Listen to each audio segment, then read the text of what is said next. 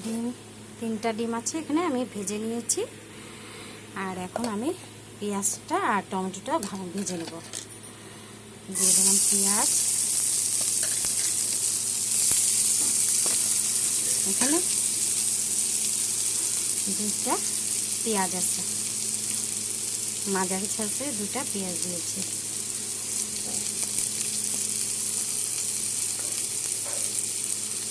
দিয়ে দিলাম অল্প লবণ, যাতে পেঁয়াজটা নরম হয়ে যায় তাড়াতাড়ি।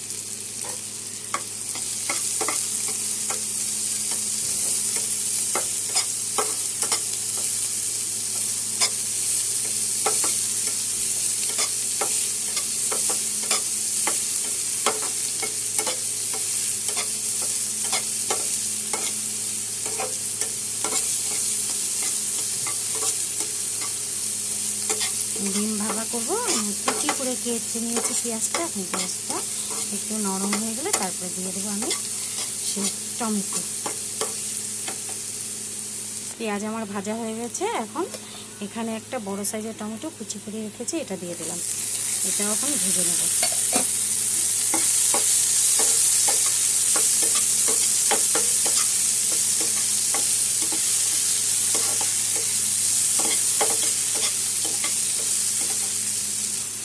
পেঁয়াজ টমেটো আমার নরম হয়ে গেছে। এখন সব একসাথে মেখে ভাপে বসে দেবো। হ্যাঁ,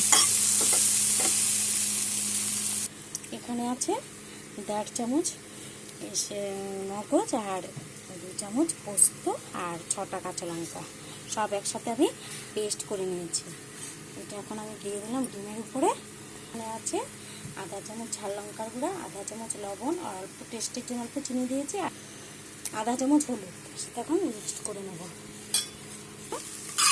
বড় সাইজের 2টা 5 টমেটো ভাজা, এটা এখানে মিলিয়ে দিলাম একসাথে।